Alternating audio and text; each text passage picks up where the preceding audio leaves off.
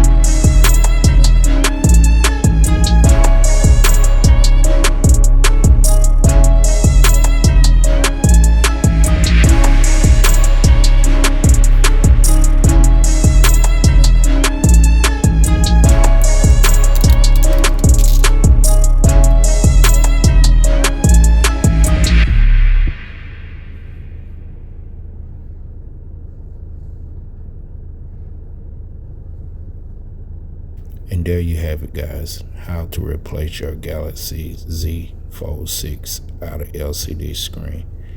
I hope this video was helpful to you all in some kind of way.